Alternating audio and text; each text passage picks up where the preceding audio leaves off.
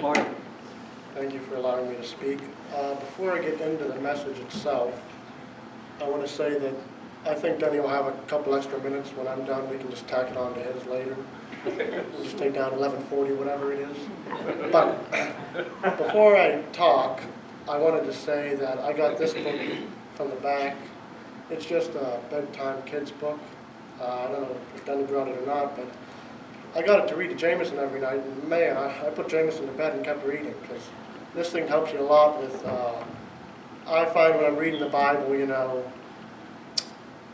I'll be reading a page and my mind will wander, and suddenly I'll look back and say, boy, I didn't get anything from that. So this thing helped me a lot with knowing what's going on, remembering how it goes, so I can follow it and understand it better, grasp it better. So I was just going to recommend that while I'm up here. But I thought, since it's President's Day, we'll talk about some of the kings and presidents of the Bible. So I specifically wanted to talk about King Solomon. But before that, I thought it best that I tell you a little bit about the history of Israel prior to, so that you guys know why King Solomon did what he did and why it was so special. So before kings, there were judges in Israel. And judges were the religious leaders of sorts that had kind of like a direct line to God. They judged Israel based on God's word, and that's how they kind of governed the society.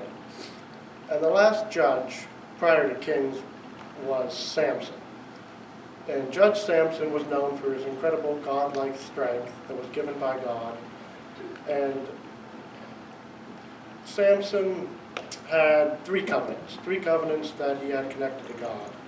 And it was kind of similar reading it as to how the Israelites had covenants through Moses with God, and how they'd break them and then they'd fall and then they'd come back. And that Samson broke his covenants at some point, and he lost all his strength. And Samson was known for fighting the Philistines. He had an incredible godlike strength that allowed him to defeat many of his enemies. But when he lost his strength, he became their slave. He became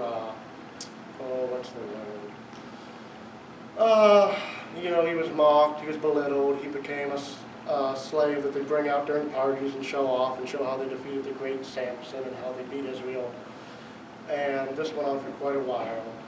And then at one party, Samson, who was blind because of some of the abuse that he got from the Philistines, he went over and asked a small Philistine to take him over to the two pillars that were holding up the palace, the temple, at the party.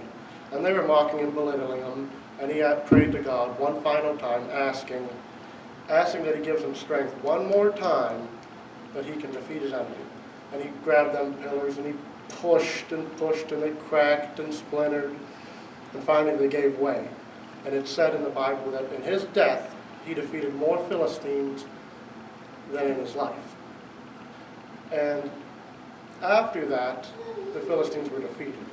But because of the way that Samson's life kind of drawn out and how it went, the Israelites thought, we're kind of done with judges here. Judges, they didn't think that they're doing what they needed to be done. We want a king. We want a leader to rule us, to take over countries, to make Israel larger, grow in power. Which God had told all the judges that that's not the best way to do things, But Samuel, the next prophet who was supposed to be judge, but transitioned the Israelites from judges to kings, Samuel went and prayed to God, and they spoke and transferred and talked. And Samuel had decided that we'll get a king. God had told him, anoint King Saul. Now Saul was a great leader, great leadership, strong, muscular, good-looking, intelligent. He had everything that you would want as a king, as a president, as a leader. But the only problem with Saul was he was a man of little faith in comparison. You see, Saul was battling the Philistines again. They brought up their army, grew it, made it stronger. And the Philistines were fighting Saul on a battlefield. And before a battle, the main prophet, the main Levite of the community, Samuel at this time, it was his job to give an offering and to pray to the Lord that we might have a great battle, that we might have your strength to defeat our enemies. Saul, who was preparing for the battle and Samuel was not there yet, was scared. He didn't have the faith that Samuel would arrive in time, that the Philistines would come and destroy them. So he took it upon himself. He took it upon himself to make the sacrifice, which was like a big no-no at the time. You don't do this stuff. So when Samuel arrived, before the battle began, he seen what Saul had done, the wicked thing that he had done, and he told him that because of this, the kingdom will be stripped away from you and your lineage. So the battle went on, and they survived, and a couple battles on, let's say. And then a young boy named David became a musician to Saul. And I'm sure you all remember Goliath and David.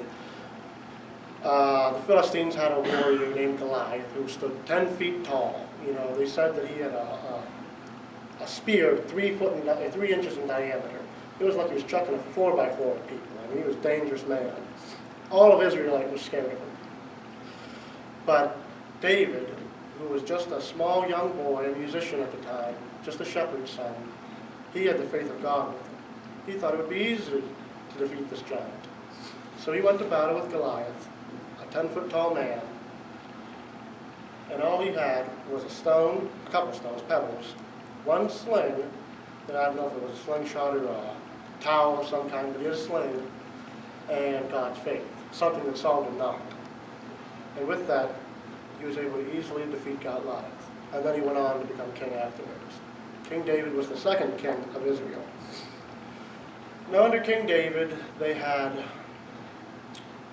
grown, they were prosperous. He was considered a warrior king. They defeated many of their enemies, created peace in Israel, and he would go on to prosper, and they said that he was a man after God's own heart. You know, he was the best king of Israel ever. He was a true, good, solid Christian. He did everything he was supposed to throughout his entire life. Made God very happy. So at his time of death, or close to it, there was a skirmish between who would be next king, but King David had made his son, King Solomon, next in line. So now we can actually get to King Solomon. I just wanted to let you get a little preface as to know what was going on, so you know how King Solomon reigned and how he ruled. So I want to get into 1 Kings. Here, let me find it real quick. And I want to talk to you about the life of Solomon. I'm flipping. Okay. So the previous two kings, King David and King Saul, were both well liked by Israel in the sense that they had great experience. You know, they were strong. David grew and became a strong king. They were powerful. They were well versed in war. You know, Solomon, who became a teenager, became king. He wasn't. He was considered a boy. He wasn't ready to be king yet. The Israelites weren't very happy. So when Solomon became king, David gave him this last final, it's called a charge, but basically a lesson to be learned as he was king. It says here in chapter 2, when the time drew near for David to die, he gave a charge to Solomon his son. I am about to go the way of all of the earth, he said. So be strong. Show yourself a man and observe what the Lord your God requires. Walk in his ways and keep the Lord your God requires. Walk in his ways and keep his decrees and commands. His laws and requirements are as written in the laws of Moses, so that you may prosper in all that you do and wherever you go. And that the Lord may keep his promise to me, if your descendants watch how they live, if they walk faithfully before me, and with all their heart and soul, you will never fall to have a man on the throne of Israel. Excuse me. Now, I just thought that was a great message for anybody to hear, really. You know, walk as you're supposed to, walk in the Lord, and you will prosper. Your children will prosper. So then Solomon becomes king, a teenager, a young man, inexperienced. And it says here in chapter 3, Solomon made an alliance with the Pharaoh, king of Egypt, and married his daughter.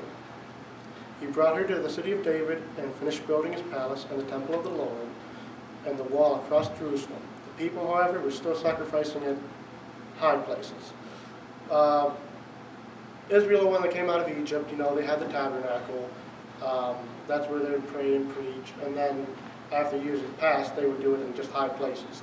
So God always wanted a new temple for them to sacrifice, for them to pray. And King David wanted to do that. But the Lord told him that you're a man of war. I want your peace-giving son to build my temple. So Solomon showed his love for the Lord by walking according to the statutes of his father David. But then one night at Gibeon, the Lord appeared to Solomon during the night in a dream, and God said, "Ask for whatever you want from me, I will give you." Solomon answered, You have shown great kindness to your servant my father David, because he was faithful to you. You have continued to give great kindness to him, and have given his son the same. But I am only a little child, and do not know how to carry out my duties. So give your servant a discerning heart to govern your people and to distinguish between right and wrong. The Lord was pleased with Solomon. He had asked for wisdom. He did not ask for long life and wealth. He did not ask for death of his enemies. What you have asked, I will give you. A wise and discerning heart, so that there will never be anyone like you, nor will there ever be. Moreover, I will give you what you have not asked for, both riches and honor. I thought that was important just because King Solomon did a righteous thing. He chose wisdom over defeating his enemies, over wealth. And God said, because you do righteous things, I will give you all the other things that you would seek. It then goes on to say that the people of Judah and Israel were numerous as the sands on the seashore. Now about a whole paragraph later, it says, God gave Solomon wisdom with great insight, and a breadth of understanding as measureless as sand on the seashore. So he had more wisdom than all of Israel put together. I mean, he had it all. He knew everything there was to know. It says he spoke 3,000 proverbs, and songs numbered 1,005. He described plant life. He described animals, birds, reptiles. He had a great understanding of virtually everything. So he was the man. Everyone thought he was the greatest. So then there was a time in Solomon's reign where two women came to the king and stood before him. One of them, my lord, I lived with this woman in the same house. I had a baby while she was with me. The third day she had her own child. During the night, the woman's son died because she laid on him. During the night, she then switched the baby. She gave the dead one to her friend and took the live one, pretending it to be her own. And then it says, when I awoke, I nursed my son, and he was dead. But when I looked at him closely in the morning light, I saw that he wasn't my son. The other woman said, no, the living one is my son, the dead one is yours. But the first one insisted. The king said, this one says my son is alive and your son is dead.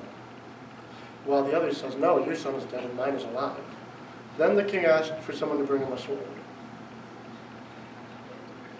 They brought him a sword. He then gave an order. Cut the living child in half. Give half to one and half to the other. The woman with the son was alive, was filled with compassion for her son, and said to God, please, my Lord, give her the living baby, don't kill him. While the other said, neither should have it, cut it in half. Then the king gave his ruling, give the living baby to the firstborn, do not kill him, she is the mother. When all of Israel heard this verdict, the king had governed, they held the king in awe, because they saw that he had the wisdom from God to administer justice. Now, when I read that, I thought that was kind of basic knowledge. That's a great way of figuring out which one is the actual mother. But I've been brought up thinking that way my whole life. This is 3,000 years later in life, so we've all been taught this. King Solomon was the first to think this way. That's why it was awe-inspiring. That's why it was incredible to imagine, because you weren't brought up thinking that way. That was all directly from God. Let's see here. So then after this, Solomon became king. He reigned. He created God's temple. He built the great temple of Solomon, for God to reign in, for the Ark of the Covenant to be in after the tabernacle. And I would describe it to you, but it's lengthy. I recommend reading it on your own time. I feel like I might lose some of you. So just understand that this was a great temple that he built, incredible in size. They measured it in cubits, which cubits is how they measured back then. It's like an arm length. So when he says 18 cubits, that's 18 arm lengths. But it was real similar to the tabernacle in the way it was built, kind of similar in shape. I know Chuck, he built a diagram one time, gave a presentation. That was interesting. I tried to look up photos of it to show you guys, but I didn't find there was any photo or any picture that described as well as the Bible. So I just recommend reading that in your free time. Let's see here. So after the temple was built, that was kind of the height of Solomon's reign. He was at the top of the top. Everybody loved him, wisest king in all of the world, richest king in all of the world. It's not just the Bible that talks about Solomon. He's known throughout, lots of history books, lots of different religions. They all know that Solomon was, genius, wisdom, wealthy, great king. So Israel is really at the peak right now, okay? And this is where it takes a steep, steep drop off. You see, it says here that King Solomon, in chapter 11, King Solomon, however, loved many foreign women, besides Pharaoh's daughter, his original wife, and from nations about which the Lord he had told Israelites, you must not intermarry with them, because they will surely tear your hearts from God towards their own. As Solomon grew old, his wives turned his hearts from God. It says here that he had 700 wives, 300 concubines, a lot of women in his life. He did not follow the Lord completely as David his father had done. On a hill east of Jerusalem, Solomon built a high place for Chezon, the detestable god of Moab. So he was building idols, building places for his wives to present their sacrifices to their own gods. And that I thought was interesting because that's, this is, I think, 500 years after Egypt. And if you remember, after they left Egypt, the Israelites, they created the cow, they created idols, they lost their faith in God. And I found that interesting that even now, 500 years later, lots of battles, lots of judges, lots of kings, they're still making the same human mistake that we all make. So the Lord became angry with Solomon because he had turned his heart away from the Lord. The God of Israel, who had appeared to him twice, although he had forbidden Solomon to follow other gods, Solomon did not keep the Lord's command. So the Lord said to Solomon, since this is your attitude and have not kept my covenant and my decrees, I will most certainly tear the kingdom away from you. Nevertheless, for the sake of David your father, I will not do it during your lifetime. I will tear it out of the hand of your child, out of your sons. So that's where it goes to. Afterwards, Solomon continues his reign. It's kind of flatlines, real mellow tone. And as Solomon dies, it says, as for other events of Solomon's reign, all he did, and for the wisdom he displayed, are they not written in the book of annals of Solomon? Solomon reigned in Jerusalem for over 40 years, Israel for 40 years. Then he rested with his fathers and was buried in the city of David. And Rehoboam, his son, succeeded him as king. Now, I'm not going to get into that now, but Rehoboam basically, when he reigned, he didn't follow the wise, experienced elders. He followed his sons, his buddies, he listened to them. And he basically had Israel split in half. I think he only got 2 tribes, and the revolters ended up with 10. And that went on for many, many kings. And at some point, Israel fell down to Babylon, which ended the kingdom of Israel. So really, Solomon is where it goes, the top of the mountain, up and drops. And I think that Solomon was just a great person to talk on now. I think I had some other notes I wrote down. Yeah. Solomon's reign was, in the end, sad. But it teaches us the importance of wisdom, of just knowledge. Much more important than material things, wealth, greed. It reminds us to never forget about the Lord. Keep him in your life always, as if you fall away from him, you will fall in your life. And reading it helps us grow to not make some mistakes allow God to give us the wisdom every day needed to survive every day, that we may grow as good Christian people as God intended. That's really all I gathered for today. Not much of an ending, guy, but thank you for allowing me to speak. Thank you for letting me come up here. Thank you for coming out. I guess I'll turn it over to Chuck now. Thank you.